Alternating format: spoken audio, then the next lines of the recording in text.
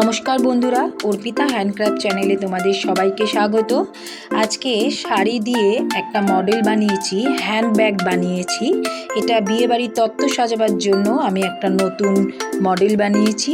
এই ভিডিওটাই আজকে শেয়ার করলাম। ভিডিওটা তোমরা দেখো, ভালো লাগলে একটা লাইক করে দিও, কমেন্ট করে দিও।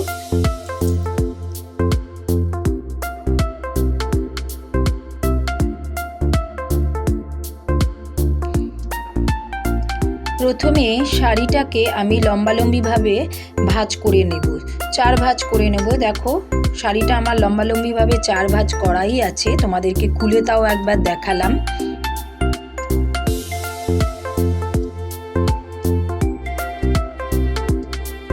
এইভাবে আমি ভাঁজ করে নিলাম। শাড়ির পাটটা আমি নিচের দিকে রাখবো আর কোমরের পাটটা ওপরের দিকে দেব। দেখো কতটুকু রেখেছি, পাটটা আলাদাভাবে রেখেছি, কোমরের পাটটা ওপর দিক দিয়ে দিয়েছি। এইবার এটাকে আমি ফোল্ড করব। এই দেখো এই ফোল্ড করে দিলাম। এইবার যে পাড়ের অংশটা আছে এটা আমার ব্যাগের ওপরের পার্ট হবে।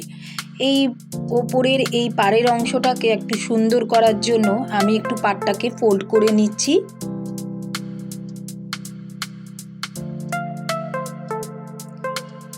জিনিসটা আমার এই রকম হবে দেখতে।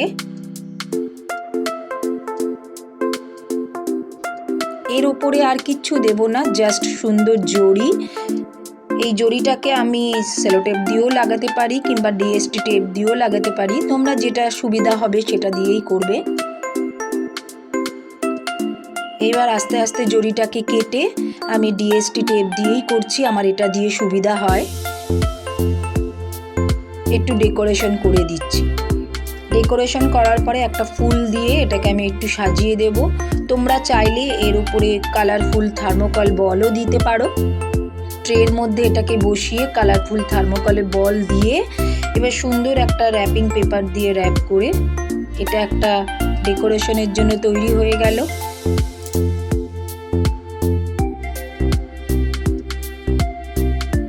এখানে কোনো পিন ব্যবহার করছি না আমি, কেননা শাড়িতে পিন ব্যবহার করলে সেই পিনের জং শাড়ির মধ্যে লেগে যেতে পারে, তাই আমি অ্যাভয়েড করি আল পিন ব্যবহার করতে। সেটাকে আমি খুব একটা কাজে লাগাই না। আমি সাধারণত সুই সুতো দিয়েও করি এখানে কাজ। যেই জায়গাটা আমার ফোল্ডিং করতে লাগবে, সেলাই করতে লাগবে, আমি সেটা সুই সুতো দিয়ে সেলাই করে দিই এখানে। তো এইখানে সেই জিনিসটা লাগলো না, এটা আমার ডিএসটি টেপ দিয়েই হয়ে গেল।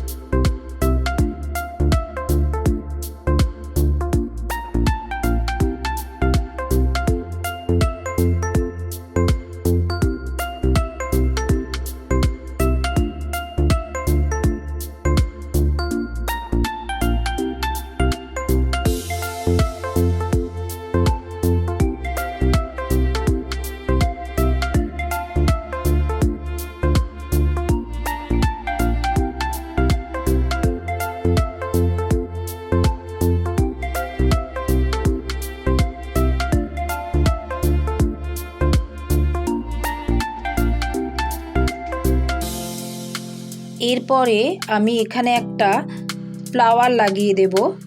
আমার কাছে এই জিনিসগুলো ছিল, এটা দিয়ে একটা ফ্লাওয়ার তৈরি করে নিলাম। এবার এই ফ্লাওয়ারটা এই ব্যাগের ঠিক মাঝখানটায় আমি লাগিয়ে দেব।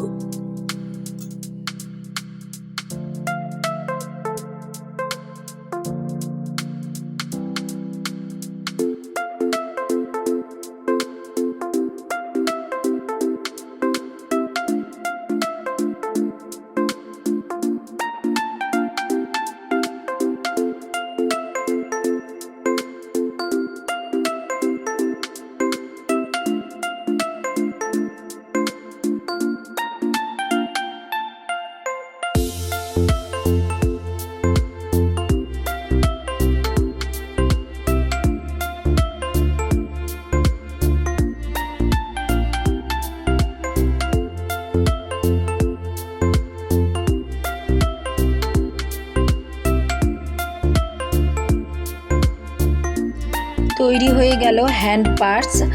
এটা কেমন লাগলো তোমাদের দেখতে ভিডিওটা আমাকে কমেন্ট করে জানিও।